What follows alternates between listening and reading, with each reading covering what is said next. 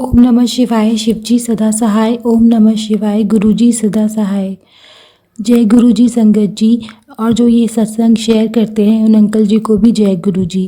गुरुजी की आज्ञा और उनके आदेश के साथ मैं अपना अगला सत्संग सब संगत जी के साथ शेयर करने जा रही हूँ, इसी आशा के साथ कि मैं वो ही बोलूँ जो गुरुजी मुझे बुलवाना चाहते हैं और मेरे मुँह से कोई भी गलत बात ना निकले। पर जाने या अनजाने अगर मेरे मुंह से कुछ गलत बात निकल जाए तो कृपया करके मुझे क्षमा कीजिएगा गुरुजी, क्षमा कीजिएगा संगत जी और क्षमा कीजिएगा अंकल जी जो ये सत्संग अपने चैनल पर शेयर करते हैं। आज जो मैं अपना सत्संग शेयर करने जा रही हूँ उसका कोई स्पेशल रीज़न नहीं है, कुछ नहीं है। बहुत दिनों से मैंने सत्संग शेयर नहीं किया था और गुरुजी के मैसेजेस आ रहे थे कि तू अपना सत्संग शेयर क्यों नहीं कर रही है। पर कुछ कारण नहीं था, बस मन ही नहीं हो रहा था। कभी कुछ काम आ जाता था तो मैं सत्संग शेयर नहीं कर पा रही थी। पर कल रात से मेरे मन में बहुत उथल पुथल सी चल रही थी और मन कर रहा था कि मैं सत्संग शेयर क्यों नहीं कर रही हूँ। मेरा सत्संग शेयर करने का एक रीज़न तो यही रहता है कि मैं सब संगत जी के साथ गुरु जी की महिमा का बखान कर पाऊँ। दूसरा मुझे ये लगता है कि हम अपने जीवन में इतने बुरे कर्म या पाप कर लेते हैं जाने या अनजाने, और उनको काटने का मुझे लगता है एक ज़रिया जो हमारे परम पिता गुरुजी ने हमें दिया है वो है सत्संग शेयर करके। तो मैं इसलिए सत्संग मेरा शेयर करने का एक रीज़न ये भी है। और मैं बताना चाहूँगी जो मेरा आज सत्संग है वो गुरुजी के बड़े मंदिर को लेकर ही है। बहुत टाइम से मैं बड़े मंदिर के दर्शन करना चाहती थी पर मैं कर नहीं पा रही थी, कोई ना कोई अड़चन आ जाती थी और मेरा मन भी बहुत उदास था।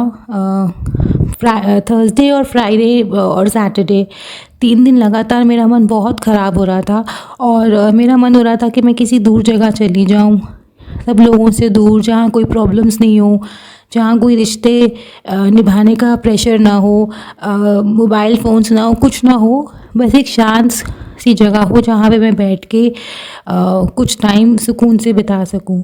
और अनजाने जाने पता नहीं क्यों मेरे को रोना भी बहुत आ रहा था अपनी सिचुएशंस को लेके, कभी अपने पिता को लेके जो अब गुरुजी के चरणों में ही हैं उनकी बहुत याद आ रही थी। बहुत चीज़ें थी जो जिसकी वजह से मन बहुत उदास हो रहा था। और हालांकि गुरुजी मना करते हैं, वो गुस्सा करते हैं कि मेरे होते हुए मेरी कोई भी संगत, मेरी कोई भी बेटी को रोना नहीं चाहिए। पर क्षमा चाहती हूँ गुरुजी, कंट्रोल ही नहीं हुआ और मन बहुत उदास हो रहा था। तो जब भी मेरा मन ऐसा होता है गुरुजी कोई ना कोई रास्ता निकाल ही देते हैं और उन्होंने रास्ता मेरी बड़ी बहन के रूप में निकाला। उन्होंने मुझे अपने घर रहने के लिए बुलाया। सैटरडे को हम लोग उनके घर गए थे, संडे को हमें वापस आ जाना था। तो चाहे एक दिन के लिए हम लोग गए हों लेकिन मन थोड़ा चेंज ऑफ प्लेस होने से मन बेटर हो जाता है, तो मेरा भी वही हुआ। और एकाएक ही संडे मॉर्निंग में उसने मुझे बोला कि हम बड़े मंदिर के दर्शन करने जाएंगे। सुबह हालांकि मंदिर नहीं खुला होता है तो हम बाहर से ही दर्शन कर लेंगे क्योंकि शाम को हमें वापस लौटना था और हम लोग शाम को मंदिर नहीं जा सकते थे। तो हम सुबह ही गए बड़े मंदिर और हमने बाहर से ही दर्शन किए। यकीन मानिए संगत जी, चाहे आप बड़े मंदिर के दर्शन बाहर से ही करें लेकिन उस मंदिर जहाँ पे स्थापित है उस ज़मीन पर जाते ही कुछ ऐसी वाइब्रेशन सी होती है। मुझे नहीं पता और किसी संगत जी को ऐसा फील हुआ है कि नहीं, लेकिन मुझे ऐसा फील हुआ कि जैसे ही मैं वहाँ उतरी, मैंने बाहर से दर्शन किए, मुझे शिवलिंग जी के दर्शन बहुत आराम से, बहुत सुकून से मिल गए। सुबह सुबह वहाँ ज़्यादा लोग नहीं थे, सिर्फ सेवादार जी ही थे। तो मैं बिल्कुल हमें बिल्कुल वहाँ जहाँ से शिवलिंग जी के दर्शन बहुत अच्छे से हो रहे थे, हमें वहाँ जाके पार्किंग मिली। मैंने वहाँ उतर के गुरुजी के दर्शन किए, बाहर से ही करे, इस आशा के साथ कि अगली बार आप मुझे अपने दर्शन देंगे, अपने दरबार में बिठाएंगे और अपने करीब बिठाएंगे, क्योंकि आपकी बेटी को आपसे बहुत सारी बातें करनी है।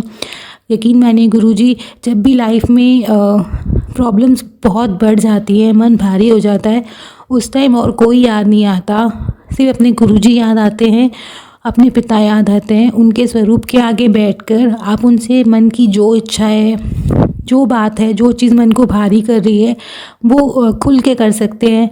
कोई शर्म या कोई अनकंफर्टेबल फीलिंग नहीं हो पाती, क्योंकि वो उनके सामने आप कुछ भी कह सकते हैं। आप नहीं भी कहेंगे, आप सिर्फ जाके बैठ भी जाएंगे तो आपको आपके आंसर्स मिल जाते हैं। मुझे ऐसा ही लगता है। तो मुझे वहाँ से दर्शन मिले, लेकिन मन में एक फीलिंग रह गई थी कि मुझे आपके दर्शन नहीं मिले अंदर से, प्लीज़ जल्दी से मुझे दोबारा बुला लीजिएगा।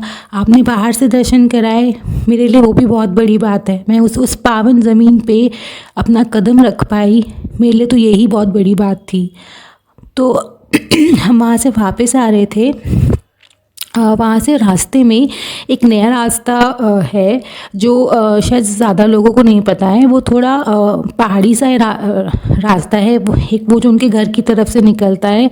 तो उस नए रास्ते पे एक बहुत सुंदर सी जगह है, जहाँ पे एक मंदिर के आगे हम लोग रुके। वो हनुमान जी का बहुत प्राचीन और बहुत माना हुआ मंदिर है। तो मेरी बहन ने मुझे बोला कि आप जाओ अंदर, दर्शन करके जाओ, ये मंदिर बहुत अच्छा है। हालांकि हम सब लोग गए थे, पर पता नहीं शायद गुरुजी ने मुझे ही दर्शन देने थे या क्या था, मुझे नहीं समझ आया। ये गुरुजी की महिमा है, उनकी मेहर है, वही जाने। तो बाकी सब लोग गाड़ी में ही बैठे हुए थे, मैं उतर के गई और मैं हनुमान जी के दर्शन करके आई। वहाँ सीधे हाथ की तरफ शिव जी की बेदी भी थी, जहाँ पे शिवलिंग जी थे। और चारों तरफ जैसे नॉर्मली जो शिव जी के बेदी के आसपास पार्वती जी, कार्तिक भगवान, गणेश जी और नंदी जी होते हैं, जिन पे हम जल अर्पित करते हैं, बिल्कुल वैसा ही उनकी बेदी बनी थी। तो एकाएक मेरे मन में आया कि मैंने हनुमान जी के दर्शन किए हैं, मैं और मूर्तियाँ भी थी भगवान जी की, उन सब के दर्शन किए। और मैंने मेरे मन में आया कि मैं जल भी अर्पित कर देती हूँ। अभी सुबह सुबह मंदिर में कोई था भी नहीं, सिर्फ एक पंडित जी ही थे जो बाहर शायद बर्तन धो रहे थे। तो मैंने वहाँ पे जल अर्पण किया, और जब मैं जल अर्पित कर रही थी तो मन में यही भाव आ रहे थे कि जैसे गुरुजी मुझे कह रहे हो कि तू मेरे बड़े मंदिर नहीं आ सकी, कोई बात नहीं, तू यहाँ इस मंदिर में आ, मैं तो हर मंदिर में हूँ। जहाँ भी शिवलिंग जी जिन जिन मंदिर में स्थापित है, वहाँ गुरुजी भी स्थापित हैं, वहाँ वो हमेशा रहते हैं।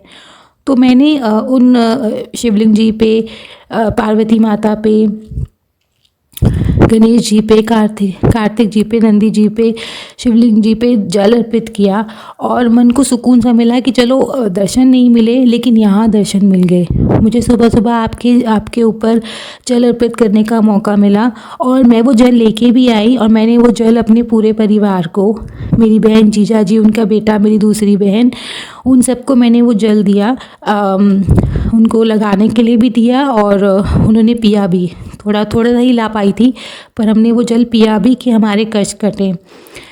मुझे इतना प्यार देने के लिए और मुझे ऐसे दर्शन देने के लिए मैं गुरुजी का हमेशा हमेशा हमेशा शुक्राना करती रहूँगी। आपका बहुत बहुत शुक्राना गुरुजी, आपको कोटि कोटि प्रणाम गुरुजी। मेरा एक और सत्संग है, जैसे कि मैंने सुना था कि गुरुजी बटरफ्लाई के रूप में आते हैं, तितली के रूप में। और अगर कोई तितली आपको मरी हुई मिलती है आपके घर के बाहर, घर के आसपास, तो हो सकता है कोई ऐसा होता है कि कोई आपका संकट था जो गुरुजी ने काट दिया है तितली रूप में आके। और कल सुबह ऐसा ही हुआ। कल सुबह जब मैं उठी तो मैं बाहर अपनी बालकनी में गई, वहाँ मुझे एक छोटी सी तितली मरी हुई दिखी। उनके मरने पे तितली के बहुत दुख हो रहा था। किसी भी जीव की हत्या हो और आपके घर के आसपास या आपके घर के अंदर हो तो मन दुखी हो जाता है। पर मुझे यही लगा कि शायद मेरा कोई कष्ट था जो गुरुजी ने अपने ऊपर ले लिया तितली रूप में आकर। सब लोग हम लोग जहाँ पे मैं रहती हूँ वहाँ पे मैं फ़र्स्ट फ्लोर पे रहती हूँ, फिर सेकंड फ्लोर पे भी टेनेंट्स हैं, और मैं भी एक टेनेंट हूँ, और ग्राउंड फ्लोर है। तो मुझे ऐसा उस तितली को देख के प्रतीत हो रहा था कि शायद उनके ऊपर से काफ़ी लोग स्टेप करके गए हैं, उनकी बहुत बुरी हालत थी। मैंने कहा मैं ज़्यादा कुछ तो नहीं कर पाऊँगी, लेकिन मैंने उन तितली को एक कागज़ में लपेटा और मैंने उसे डस्टबिन में ही फेंक दिया।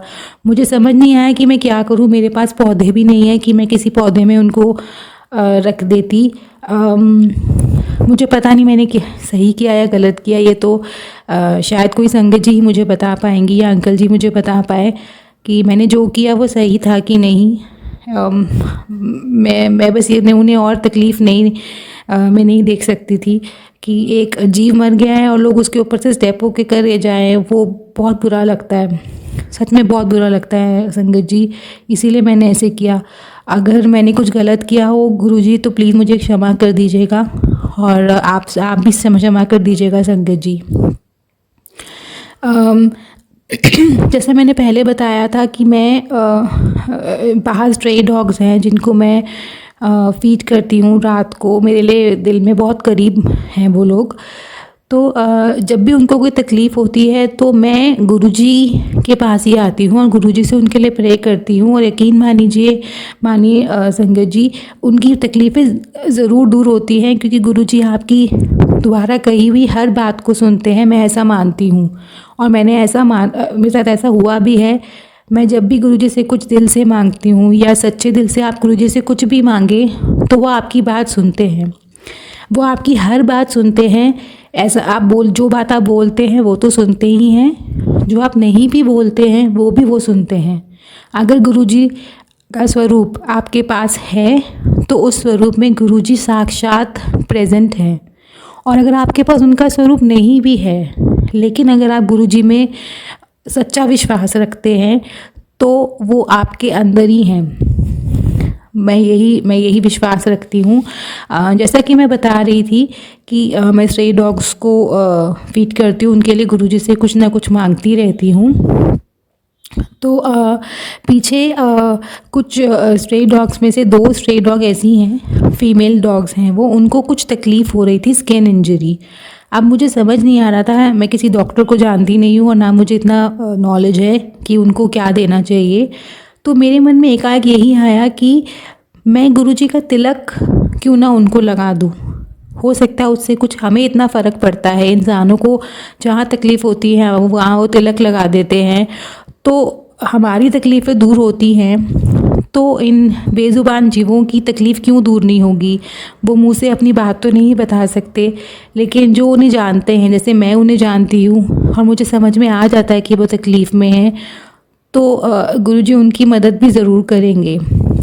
तो मैंने जिस मैं रात को उन्हें देने जाती हूँ खाना, तो मैंने गुरुजी का तिलक लिया, उनके स्वरूप से छूकर उस तिलक को मैंने एक पेपर पे लगा लिया और मैंने यही सोचा था कि मैं उनके माथे पे, सब स्ट्रे डॉग्स के माथे पे लगा दूँगी। जिनको तकलीफ़ है उनको तो फ़ायदा होगा ही और बाकियों को भी फ़ायदा होगा, उन्हें गुरुजी का आशीर्वाद मिल जाएगा। लेकिन वो जीव हैं, आप उन्हें ऐसे पकड़ के और उनको तिलक नहीं लगा सकते, उनका अपना मूड होता है। वो खाना खाने ज़रूर आए लेकिन तिलक नहीं लगवा रहे थे, तो मुझे समझ नहीं आया था कि मैं करूं क्या। तो जैसा मुझे सही लगा मैंने वही किया। मैंने उस कागज़ के टुकड़े करे और खाने में मिला दिया कि तिलक अगर ऐसे वो नहीं लगा पा रहे तो एटलीस्ट खाने के रूप में उनके शरीर में पहुंच जाएगा, गुरुजी का आशीर्वाद पहुंच जाएगा। मुझे समझ नहीं आ रहा था मैंने सही किया या गलत किया, पर मुझे उस टाइम जो लगा मुझे करना चाहिए मैंने वही किया। मुझे नहीं पता संगत जी ये सही था या गलत था। अगर मैंने कुछ गलत किया है तो I am really sorry Guruji and I am sorry संगत जी, अज्ञानवश मैंने ऐसा कुछ किया है। पर मेरे मन में यकीन मानिए कोई ऐसी गलत फीलिंग नहीं थी। मैं सिर्फ गुरुजी की मेहर उन बेज़ुबानों तक पहुंचाना चाहती थी। एक और जीव है जिन डॉग्स को मैं खिलाती हूँ, उनमें से ये एक छोटा सा डॉगी है, बहुत प्यारा सा है, वो किसी को काटता नहीं है, बहुत सीधा है। कुछ दिन से वो खाना भी नहीं खा रहा है। मैं जब भी जाती हूँ वो सोया ही रहता है किसी ना किसी गाड़ी पे, और मुझे कहीं ना कहीं ऐसा फील हो रहा है कि वो बहुत तकलीफ़ में है। तो कल मैं उसको पास से देखने गई कि आखिर प्रॉब्लम क्या है, ये खाना भी नहीं खाता है, मैं इसे चलते फिरते भी नहीं देख पा रही हूँ, जब देखती हूँ ये सो ही रहा होता है। और मैंने फिर कल उसको देखा तो मुझे पता लगा उसके पैर में एक अजीब सी क्या कहना चाहिए उसको, एक बीमारी सी हो गई है। मांस का एक टुकड़ा सा जो है, जो बहुत काला सा उसके पैरों में है। कुछ दिन पहले तो वो लटक सा रहा था, लेकिन अब मुझे एक्चुअली वो समझ में नहीं आया कि वो क्या चीज़ है, लेकिन हो सकता है उस चीज़ की वजह से उसको बहुत तकलीफ़ हो रही है। बहुत मोटा सा एक मांस का टुकड़ा सा है जो उसके शरीर पैर के साथ जुड़ा हुआ सा है। मुझे बहुत डर भी लगा, लेकिन उस टाइम मुझे समझ ही नहीं आया मैं करूं क्या। तो तब तो मैं वापस आ गई, मैं उसको प्यार कर रही थी, लेकिन वो मुझसे दूर चला गया। पता नहीं क्यों वो डर गया, मैंने उसे प्यार किया और वो वहाँ से चला गया, भाग गया। तो मैंने ऊपर आके बस गुरुजी से यही प्रार्थना की थी कि गुरुजी, एक बच्चा बहुत तकलीफ़ में है, वो अपनी तकलीफ़ किसी को नहीं बता सकता, मैं उसके लिए कुछ नहीं कर पा रही। अगर आप मुझे कोई उपाय बता दें, कोई उपाय टेलीपैथी के थ्रू, तो मैं उसके लिए कुछ करना चाहूँगी। फिर मैं उसके बाद खाना बनाने लगी, डिनर अपने रात का। तो मेरे मन में अपने आप ही आया कि मैं या तो जल प्रसाद या फिर तिलक किसी तरह उसके शरीर पे लगा दूँ। उस जगह पे नहीं लगा पाऊँगी, पर अगर उसके तिलक उसके सिर पे या उसको किसी तरह से जल प्रसाद उस पिला दूँ या उसके शरीर पे छिड़क दूँ, तो हो सकता है कि उसकी प्रॉब्लम थोड़ी सॉल्व हो जाए। और ये भाव मुझे नहीं पता, गुरुजी ने शायद मेरे मन में डाला होगा। तो आज मैंने यही सोचा है, रात को जब मैं जाऊंगी तो मैं यही करूंगी। लेकिन उससे पहले मैं गुरुजी से और आप संगत जी से सबसे हाथ जोड़ के प्रार्थना करना चाहती हूँ कि आप भी प्रे कीजिएगा कि उस बच्चे की तबीयत ठीक हो जाए, उसकी सब तकलीफ़ें दूर हो जाए, और उनके जैसे जितने भी जीव हैं, जो स्ट्रे एनिमल्स हैं, किसी भी तरह के हों, उन सब पे गुरुजी की मेहर बनी रहे। क्योंकि पेट एनिमल्स को तो हम लोग अपनी तरफ से केयर दे सकते हैं, पर स्ट्रे एनिमल्स के लिए कोई कुछ नहीं करता। और जैसे मैं पहले भी बता चुकी हूँ, उतनी प्रॉब्लम्स में रहते हैं, उनकी मदद के लिए कोई नहीं आता।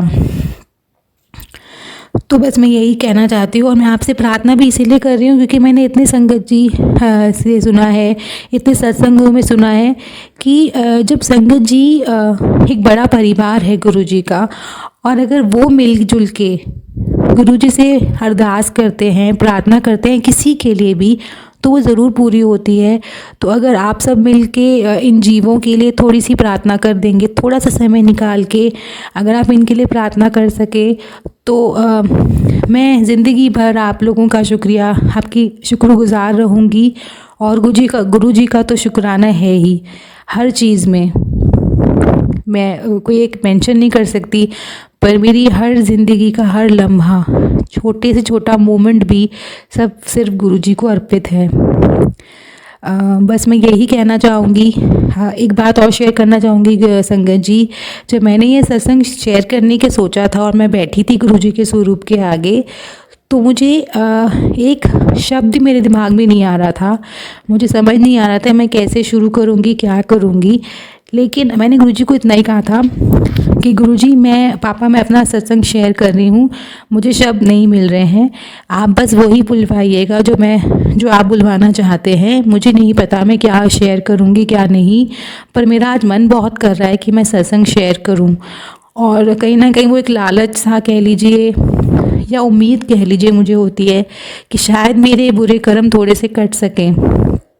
ज़रूर मैंने अपने जीवन में, इस जीवन में या पास्ट लाइफ में कुछ बुरे कर्म ज़रूर किए होंगे, इसीलिए मेरी लाइफ में इतनी प्रॉब्लम्स हैं। और हर स्टेप पे आके एक प्रॉब्लम आ जाती है, और पहले पता नहीं लगता था, लेकिन जब से सत्संग सुनने शुरू करे हैं, और जैसे अपनी फैमिली, मेरी मदर, मेरी सिस्टर से सुना है, तो सब यही कहते हैं कि आप जो प्रॉब्लम में आप आते हो, उसका रीज़न कहीं ना कहीं आपकी पास्ट लाइफ या आपके कर्मों से रिलेटेड होता है, जो आप इस जन्म में भी कर रहे हैं। आपको तो नहीं रियलाइज़ होता कि आप जो कर रहे हैं वो सही है या गलत है, पर वो कहीं ना कहीं आपके बैड कर्मास में ऐड हो जाता है। हो सकता है मेरी लाइफ में जो प्रॉब्लम्स चल रही हैं वो इसी कारण हो। मुझे एक और बात याद आई, बहुत टाइम से मैं जॉब के लिए सर्च कर रही थी। यकीन मानिए, मैं ज़्यादा अच्छे से सर्च भी नहीं कर रही थी संगत जी, मेरा मन ही नहीं हो रहा था। मुझे लगता था कि अगर मैं जॉब के लिए चली जाऊंगी तो मेरा घर कौन देखेगा। हालांकि रेंटेड हाउस है, लेकिन है तो घर ही, और इसका ख्याल मैं ही रखती हूँ। तो मैं उस वजह से ज़्यादा मन से जॉब सर्च नहीं कर रही थी, गुरुजी को पता है। और कहीं न कहीं मुझे लगता भी था कि मैं ज़्यादा आलसी हो गई हूँ, मुझे आराम करने की आदत पड़ गई है, इसीलिए मैं जॉब अच्छे से सर्च नहीं कर रही हूँ। मेरी सिस्टर भी मुझे कभी कुछ जॉब सजेस्ट करती थी, अगर मेरा मन नहीं होता था तो मैंने उसमें अप्लाई नहीं करती थी। तो काफ़ी शुरू-शुरू में तो मुझे जॉब्स के ऑफ़र आते थे, पर कुछ बन नहीं पाता था। और मैं जो अप्लाई भी करती थी तो उसमें से वहाँ से मुझे कोई रिप्लाई भी नहीं आता था। पर कल अचानक से मुझे एक नंबर से कॉल आया और उसमें मुझे जॉब ऑफ़र की गई। उन्होंने सैलरी बहुत अच्छी बताई और पता नहीं मैंने सिर्फ गुरुजी को याद किया और मैंने उन्हें हाँ कर दिया कि ठीक है, मैं इंटरव्यू के लिए आना चाहती हूँ। आज सुबह इंटरव्यू की डेट भी थी, पर सुबह ही मुझे पता लगा कि इंटरव्यू पोस्टपोन हो गया है। तो मुझे यही लगा कि इसमें भी शायद गुरुजी की ही मर्ज़ी होगी, उनकी ही आज्ञा से मुझे ये जॉब का ऑफ़र आया था। उन्हीं के आदेश से मैंने इसको मना नहीं किया था और मैंने सोचा था देखा जाएगा, एटलीस्ट मेरा हाथ थोड़ा खुल जाएगा, मेरे फाइनेंसेस थोड़े से मैनेज हो पाएंगे, क्योंकि मेरे को थोड़ी फाइनेंशियल प्रॉब्लम चल रही है। मेरे हस्बैंड अंकल जी की जॉब चली गई है, जैसा मैंने बताया था, उनको अभी तक जॉब नहीं मिली है। और जैसा कि मुझे गुरुजी के सत्संग से पता लगा है और वैसे भी मुझे फ़ील हो रहा है कि शायद ही उन्हें जॉब मिले, क्योंकि मेरे इन लॉज उन्हें गलत गाइड कर रहे हैं। वो उन्हें गलत राय देकर गलत रास्ते पर ले जा रहे हैं। वो ऐसी टर्म्स एंड कंडीशंस बोलते हैं मेरे हस्बैंड को रखने के लिए जॉब के टाइम पे, कि सामने वाला आपको जॉब ऑफ़र करेगा ही नहीं। उनकी बातों से मुझे ऐसा फ़ील होता है। बट मैंने सब कुछ गुरुजी पे छोड़ रखा है। वो जैसे सबको सद्बुद्धि देते हैं, मेरे हस्बैंड जी को भी देंगे और मेरे इन लॉज को भी देंगे। और मेरी जॉब का भी जो अभी रुकावट आ रही है या कुछ भी है, उसको भी गुरुजी मैंने उन पे ही छोड़ रखा है, वो सब सही करेंगे। ये शेयर करने का मेरा मकसद बस अब यही था कि मैं सब संगत जी को यही बताना चाहती थी कि अगर किसी काम में डिले हो रहा है या कोई काम हो ही नहीं रहा है, तो उसमें गुरुजी की ही मर्ज़ी समझ के हमें शांत हो जाना चाहिए। रेस्टलेसनेस होती है, पर उसका कोई सल्यूशन नहीं है। आप कहीं भी हाथ पैर मार लो, लेकिन अल्टीमेटली आपको वापस भगवान के आगे आना पड़ता है। भगवान ही आपकी ओनली सेवियर है। आजकल किसी पे भी विश्वास आप नहीं कर सकते एक्सेप्ट अपने पेरेंट्स के। उनके अलावा आपकी ज़िंदगी में जितने भी रिश्ते आते हैं, वो या तो किसी सेल्फिश इंटरेस्ट के लिए आते हैं या उनकी कोई ज़रूरत होती है। उसके अलावा रिश्ते आजकल कोई मैटर नहीं करते। ये मेरा पॉइंट ऑफ व्यू है, मैं ये सबके लिए नहीं कह रही हूँ। ये सिर्फ मेरी लाइफ का एक्सपीरियंस है जो मैं सब संगत जी के साथ शेयर कर रही हूँ। अगर मैंने कुछ गलत बोल दिया हो तो कृपया मुझे क्षमा कर दीजिएगा संगत जी। छोटा इंसान तुच्छ इंसान समझ के माफ़ कर दीजिएगा। मुझे ज़िंदगी के बारे में ज़्यादा नॉलेज नहीं है, लेकिन जितनी भी है वो हो सकता है वो गलत भी हो और सही भी हो, लेकिन गुरुजी हैं, वो मुझे सही रास्ते पे ही रखेंगे। मैं यही आशा करती हूँ।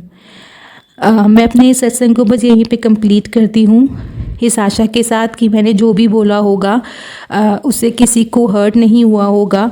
और अगर किसी को भी मेरी बातों से कुछ ज़रा सा भी हर्ट हुआ हो तो मुझे क्षमा कर दीजिएगा। बस मैं मंत्र जाप के साथ इस सत्संग को कंप्लीट करती हूँ। ओम नमः शिवाय, शिवजी सदा सहाय। ओम नमः शिवाय, गुरुजी सदा सहाय। जय गुरुजी, शुक्राना गुरुजी। जय गुरुजी संगत जी, जय गुरुजी अंकल जी। जय गुरुजी, जय गुरुजी, शुक्राना गुरुजी। जय गुरुजी, शुक्राना गुरुजी। जय गुरुजी, शुक्राना गुरुजी। ये मेरा तीजा सत्संग आ। मैं अपना सत्संग सागर अंकल दे चैनल ते शेयर करती हाँ। मैं सत्संग पहला गुरु जी दे मंत्र जाप नाल शुरू करांगी। ओम नमः शिवाय, शिवजी सदा सहाय। ओम नमः शिवाय, गुरु जी सदा सहाय। ओम नमः शिवाय, शिवजी सदा सहाय। ओम नमः शिवाय, गुरु जी सदा सहाय। ਓਮ ਨਮः ਸ਼ਿਵਾਏ, शिव जी सदा सहाय। ओम नमः शिवाय, गुरु जी सदा सहाय। संगत जी शुकराना शुकराना, लख वारी शुकराना संगत जी। सारी संगत का लख वार शुकराना। गुरु जी शुकराना शुकराना, लख वारी शुकराना, तुसी मैनूं हिम्मत दित्ती सत्संग शेयर करन दी। मैं अपना सत्संग शेयर कल करना सी सोमवार के दिन, पर पता नहीं किवें मेरे माइंड दे विचों ही निकल गया। मैं सुबह तो ही कह रही सी अज मैं शुकराना सत्संग शेयर करना है, शेयर करना। पता नहीं रात नूं किवें दिमाग दे विचों निकल गया, मैं शेयर नहीं कर पा रही। मैं अपना सत्संग हुण अज मंगलवार नूं सत्संग शुरू करन जा रही हूँ, शेयर करन जा रही हूँ।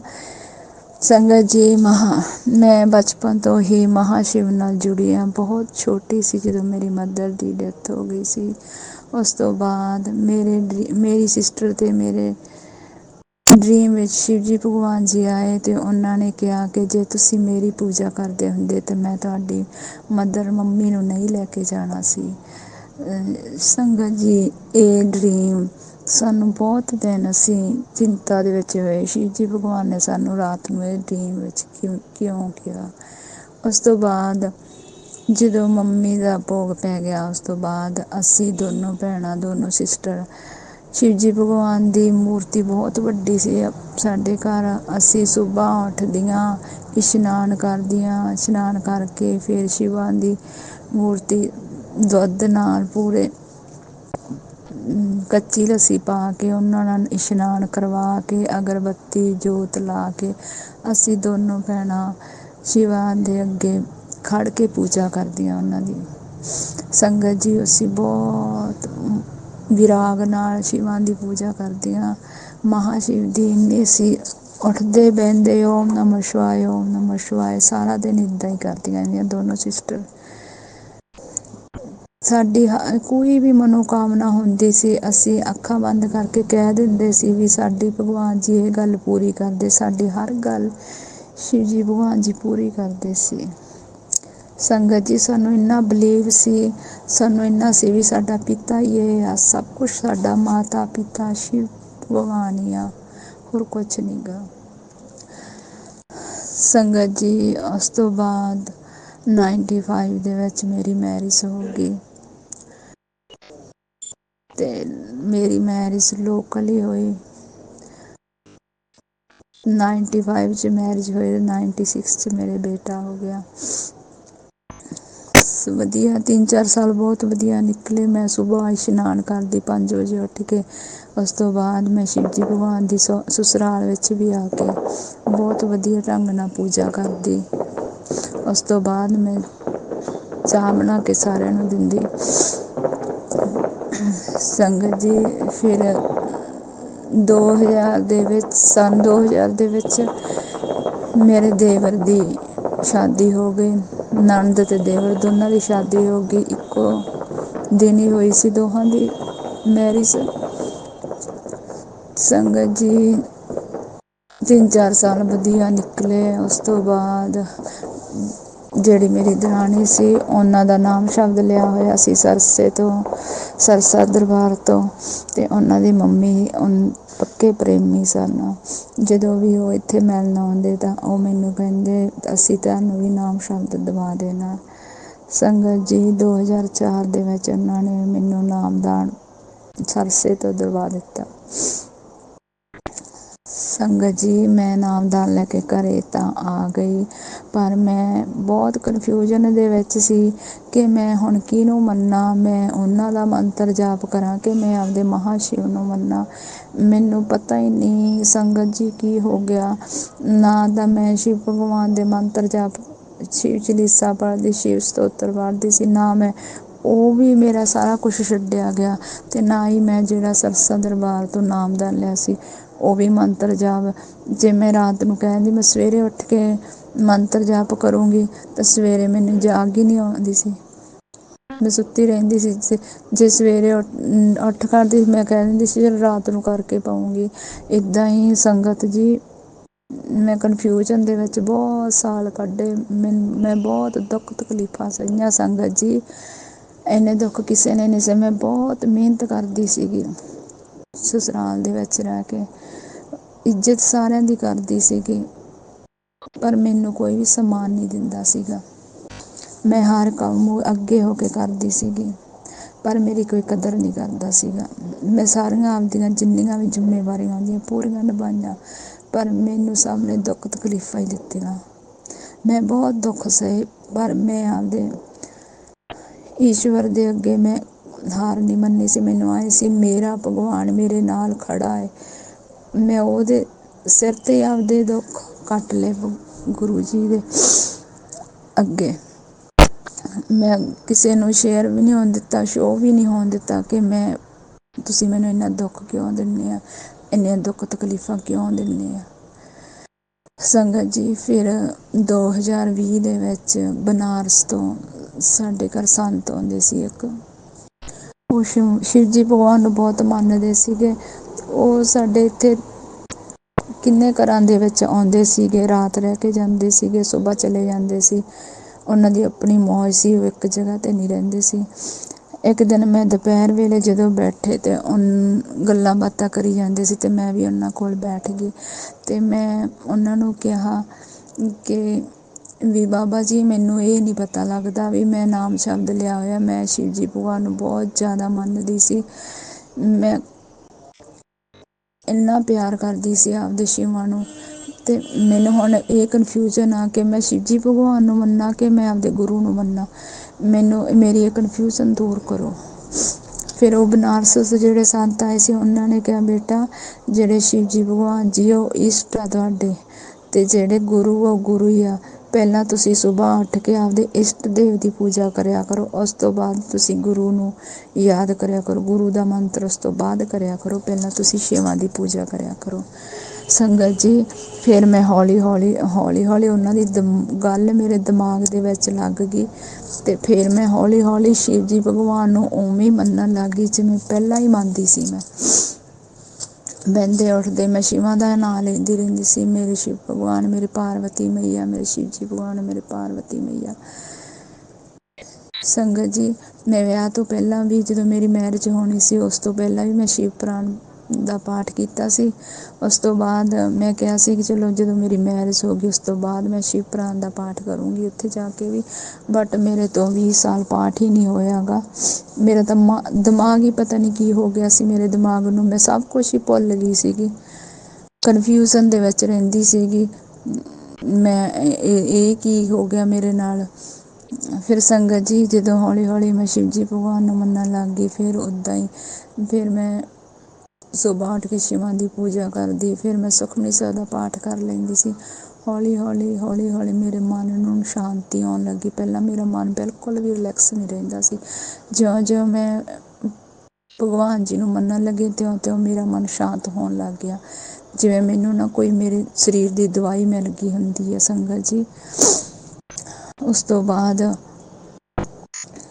ਸੰਗਤ ਜੀ, ਫਿਰ ਉਸ ਤੋਂ ਬਾਅਦ ਹੁਣ ਮੈਨੂੰ ਗੁਰੂ ਪਾ ਮਿਲ ਗਏ।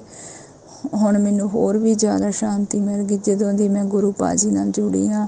ਸੰਗਤ ਜੀ, ਮੇਰੀ ਹੈਲਥ ਬਹੁਤ ਵਧੀਆ ਹੈ। ਮੈਂ ਸੁਬਾਹ ਗੁਰੂ ਪਾ ਮੈਨੂੰ ਸੁਬਾਹ ਬਹੁਤ ਜਲਦੀ ਉਠਾਉਂਦੇ ਆ, ਉਠਾ ਕੇ ਮੈਂ ਮੰਤਰ ਜਾਪ ਕਰਦੀ ਹਾਂ, ਮਹਾਸ਼ਿਵ ਦਾ ਪਹਿਲਾਂ ਮੰਤਰ ਜਾਪ ਕਰਦੀ ਹਾਂ, ਫਿਰ ਮੈਂ ਗੁਰੂ ਜੀ ਦਾ ਮੰਤਰ ਜਾਪ ਕਰਦੀ ਹਾਂ, ਜਿਹੜਾ ਨਾਮਦਾਨ ਲਿਆ ਸੀਗਾ। ਉਸ ਤੋਂ ਬਾਅਦ ਫਿਰ ਮੈਂ ਥੋੜ੍ਹਾ ਕੰਮ ਕਰਕੇ, ਇਸ਼ਨਾਨ ਕਰਕੇ, ਫਿਰ ਜੋਤ ਜਗਾ ਕੇ ਫਿਰ ਮੈਂ ਸ਼ਿਵ ਪੁਰਾਣ ਦਾ ਪਾਠ ਕਰਦੀ। ਪਹਿਲਾਂ ਵੀ ਸੰਗਤ ਜੀ 2 ਮਹੀਨੇ ਪਹਿਲਾਂ ਵੀ ਮੈਂ ਸ਼ਿਵ ਪੁਰਾਣ ਰੱਖਿਆ ਹੋਇਆ ਸੀ। ਮੈਂ ਬਹੁਤ ਵਧੀਆ ਢੰਗ ਨਾਲ ਉਹਨੂੰ ਪੜ੍ਹਿਆ, ਵਧੀਆ ਪੜ੍ਹ ਕੇ ਭੋਗ ਪਾਇਆ।